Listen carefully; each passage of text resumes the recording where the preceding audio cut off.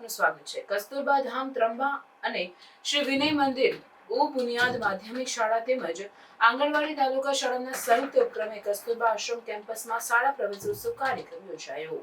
આ કાર્યક્રમમાં Kasturba આશ્રમના managing trustee મુકેશભાઈ પી Makwana, deputy TDO Goswami સાહેબ, સરપંચ ભાવેશભાઈ પીઠવા, તાલુકા પંચાયત સદસ્ય નિશિતભાઈ ખુટ તેમજ વિદ્યાર્થીઓ, વિદ્યાર્થીનીઓ, ગામના વરિષ્ઠ આગેવાનો, ભાઈઓ બહેનો, વાલીઓ તેમજ ગ્રામજનો બહુ જ મોટી સંખ્યામાં ઉપસ્થિત રહ્યા હતા।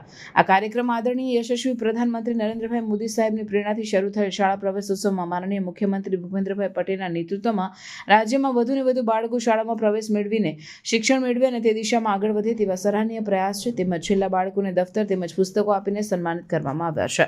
રિપોર્ટર ભીખાભાઈ મકવાણા, નંદાસણ, કડી।